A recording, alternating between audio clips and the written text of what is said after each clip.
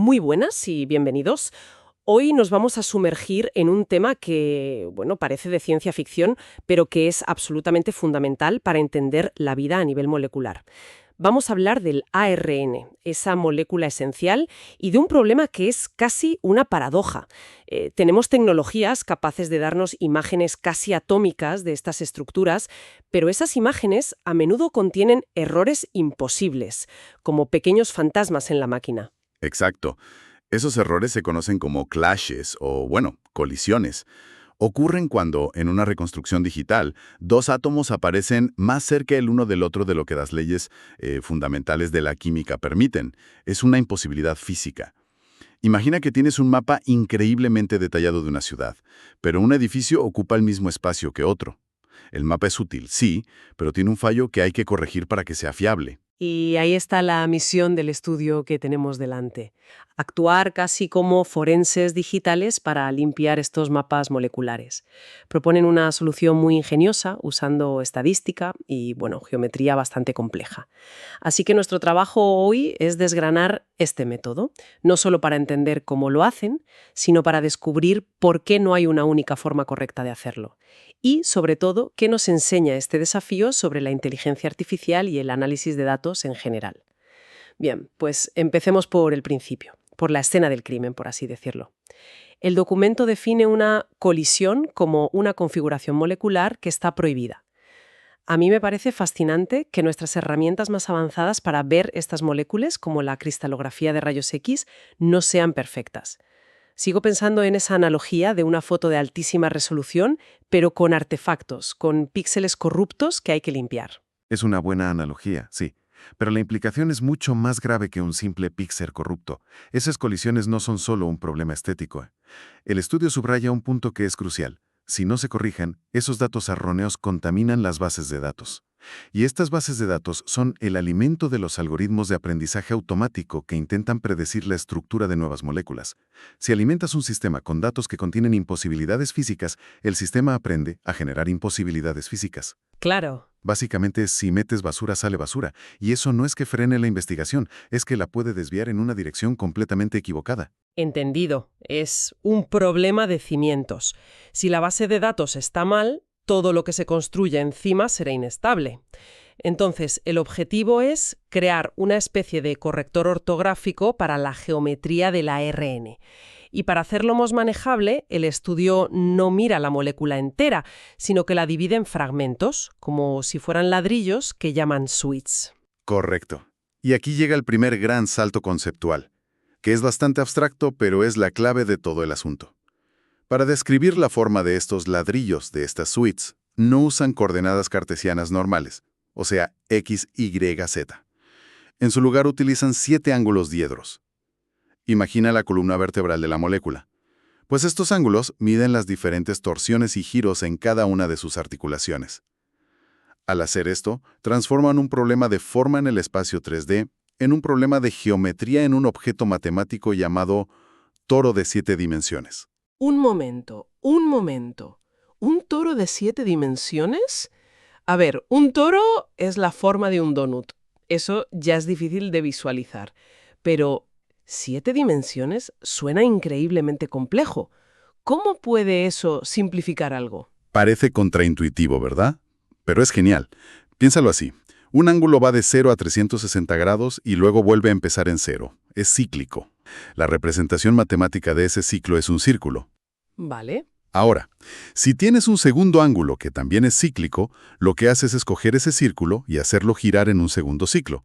El resultado es la superficie de un donut, un toro. Un círculo es un toro de una dimensión, un donut es de 2. Como ellos usan 7 ángulos que son cíclicos, el espacio que describe todas las posibles combinaciones de esos ángulos es un toro de 7 dimensiones. Vale, creo que lo entiendo. No les importa dónde está el ladrillo en el espacio, sino su forma interna, sus posturas.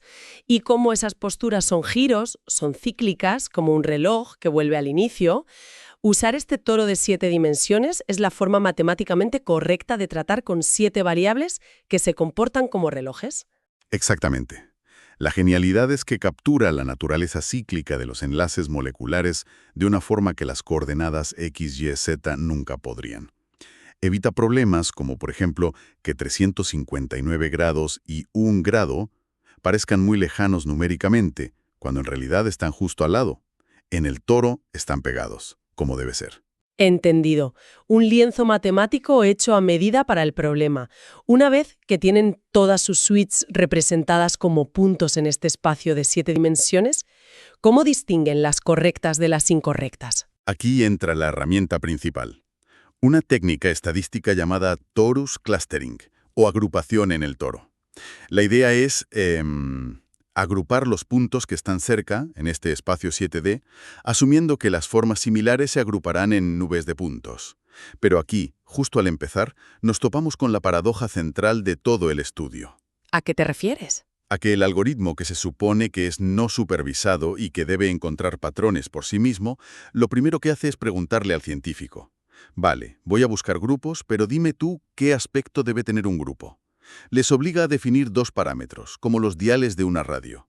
M, el número mínimo de puntos para que algo sea considerado un grupo, y Dmax, la distancia máxima para considerar que un punto es vecino de otro.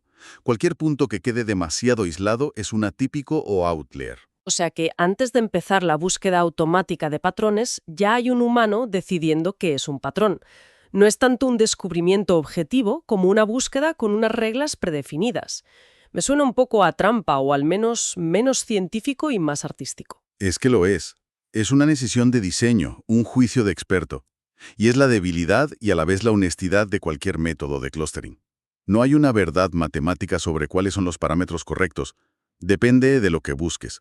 Y por eso el estudio no presenta un único resultado, sino que plantea una especie de competición, una batalla entre tres filosofías de ajuste diferentes para ver cuál es más útil para su objetivo concreto. De acuerdo, me gusta ese enfoque. No es esta es la respuesta, sino veamos qué pasa si giramos los diales de formas distintas. Analicemos entonces ese primer intento, el que llaman agrupación estricta o tight clustering. Exacto. Aquí son como los porteros de una discoteca muy exclusiva. Ponen el listón altísimo. Ajá. Un grupo debe tener al menos 20 miembros, m igual a 20, y la distancia para ser considerado vecino, Dmax, es muy pequeña, son muy inflexibles. Y el resultado, a primera vista, es un éxito rotundo. Sí, viendo la figura 2 del estudio, el resultado es muy limpio. Obtienen 12 grupos superdensos, muy bien definidos, como constelaciones claras en un cielo oscuro. Uno de ellos, que corresponde a la famosa estructura de hélice A del ARN, es masivo, con más de 4.000 miembros. Parece que han dado en el clavo. Han encontrado las formas canónicas del ARN. A primera vista, sí, es una imagen muy satisfactoria. Pero hay un coste oculto, y es enorme. Este método tan estricto clasifica 1.289 suites como atípicos. Eso es casi el 19% del total de los datos. Simplemente los tira a la basura, por así decirlo. Espera un momento.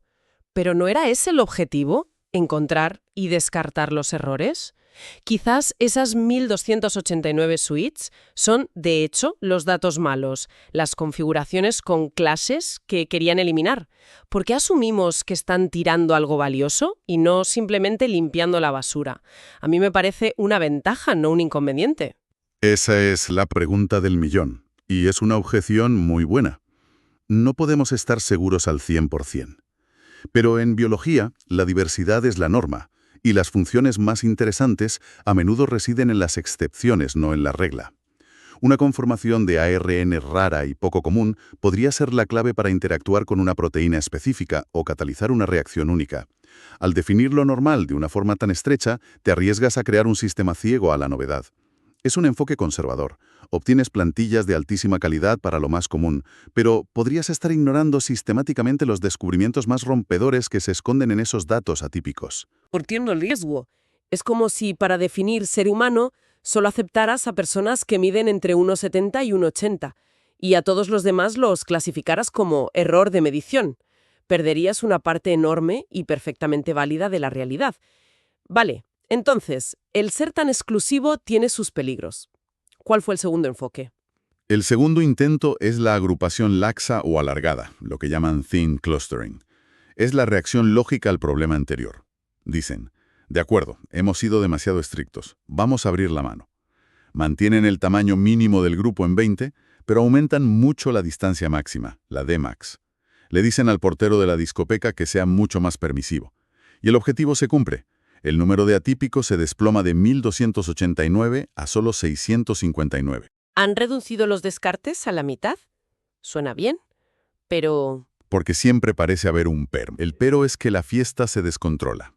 El propio documento lo describe como un efecto de encadenamiento.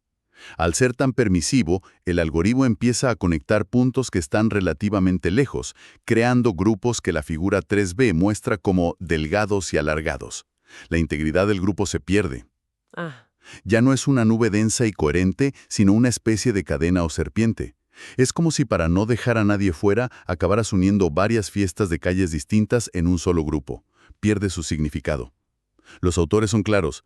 La calidad de estos clústeres es más pobre. O sea que para incluir más datos han sacrificado el sentido mismo del grupo. El clúster ya no representa una forma típica, sino una colección difusa de formas vagamente relacionadas. Resolvieron un problema, pero perdieron el conocimiento que buscaban. Vale, ni muy estricto, ni muy laxo con la distancia. ¿Cuál fue el tercer y último intento? El tercer enfoque es el de agrupación relajada o relax clustering. Aquí prueban a girar el otro dial. Vuelven a ser estrictos con la distancia, la Dmax, como en el primer método, pero ahora son muy permisivos con el tamaño del grupo. Bajan el listón de 20 miembros a solo 5, m igual a 5. La intención es muy buena, capturar esos grupos pequeños y raros que el primer método descartaba. Esta parece la estrategia más inteligente. Mantener la coherencia interna de los grupos, pero permitir que existan grupos pequeños.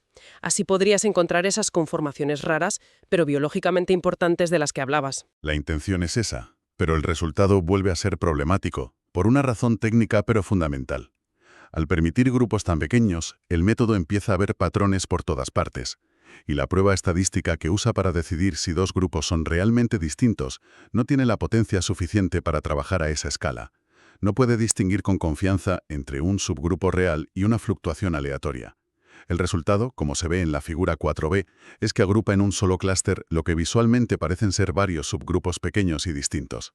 Claro. Es como usar un telescopio muy potente pero mal enfocado. Intentando ver las estrellas más pequeñas, acabas viendo una mancha borrosa donde debería haber varios puntos de luz. Se pierde resolución. Es fascinante. Cada ajuste de los parámetros revela una faceta distinta del problema. Estricto te da pureza, pero te ciega la diversidad. Laxo, con la distancia, te da inclusión, pero te quita coherencia. Y laxo con el tamaño te da sensibilidad a lo raro, pero te quita resolución. Es un equilibrio increíblemente delicado. Entonces, después de esta batalla a tres bandas, ¿con qué se quedan los autores? Se quedan con la primera opción, la agrupación estricta. Y su razonamiento es muy pragmático. Reconocen sus defectos, sobre todo el descarte de muchos datos. Pero para su tarea específica, que es crear plantillas o moldes fiables para corregir las estructuras con colisiones, necesitan grupos que sean incuestionablemente coherentes y densos. Prefieren tener 12 moldes perfectos para las formas más comunes que 50 moldes de dudosa calidad que intentan cubrirlo todo. Priorizan la robustez sobre la completitud. Tiene todo el sentido desde un punto de vista de ingeniería. No buscan la descripción más completa de la biología del ARN, sino la herramienta más eficaz para arreglar un problema concreto. Y esto nos lleva de vuelta a la paradoja que mencionaste al principio. Exactamente. Lo más revelador de la discusión final es cuando reconocen abiertamente este hecho. El clustering, que en teoría es no supervisado, requiere de un aprendizaje supervisado, es decir, del conocimiento y el juicio de un experto humano, para elegir los parámetros M y Dmax de forma que el resultado sea útil. Esto nos dice algo fundamental. Estas herramientas no son cajas negras mágicas que descubren la verdad objetiva. Son instrumentos que tenemos que afinar. Y la forma en que las afinamos está determinada por nuestros objetivos, nuestros prejuicios y lo que ya sabemos del mundo. Siempre hay un humano en el bucle. Muy bien, pues hagamos un repaso de este viaje, que ha sido denso. Partimos de un problema muy práctico. Las reconstrucciones 3D del ARN tienen errores, colisiones, que las hacen poco fiables. Para solucionarlo, el estudio propone un método que primero representa los fragmentos de la molécula en un espacio matemático muy abstracto pero adecuado para el problema, un toro de 7 dimensiones. Y una vez ahí, usa un algoritmo de agrupación para encontrar patrones, pero hemos visto que el éxito de este algoritmo depende totalmente de cómo se calibren sus dos diales. Un ajuste estricto da grupos muy fiables, perfectos como plantillas de corrección, pero a costa de ignorar casi el 20% de los datos. Mientras que los ajustes más laxos o relajados intentan ser más inclusivos, pero acaban creando grupos incoherentes o perdiendo la resolución necesaria para distinguir patrones útiles. Para la tarea de corregir errores, la opción estricta, aunque imperfecta, es la más pragmática. Y la gran lección es que incluso en estos métodos de análisis de datos supuestamente automáticos, la mano del experto es crucial para definir qué es un patrón y qué es ruido. Y esto nos deja con una reflexión final que va mucho más allá de la biología molecular. Este estudio es un microcosmos de un desafío mucho mayor en la era de la inteligencia artificial. A medida que dependemos más de algoritmos para analizar datos en todos los campos, desde la medicina y las finanzas hasta las redes sociales, somos conscientes de los diales que se ajustaron al principio. ¿Cómo nos aseguramos de que nuestras decisiones iniciales sobre cómo configurar estas herramientas no estén introduciendo un sesgo invisible, haciendo que solo encontremos los patrones que ya esperábamos ver? La pregunta inquietante es, ¿cuántos descubrimientos genuinamente nuevos, cuántas verdades incómodas o revolucionarias estamos clasificando y descartando automáticamente como ruido o datos atípicos, simplemente porque no encajan en la estrecha definición de patrón con la que alimentamos a la máquina? Una pregunta fundamental, sin duda. Con esa reflexión concluimos nuestro análisis de hoy. Muchas gracias por acompañarnos.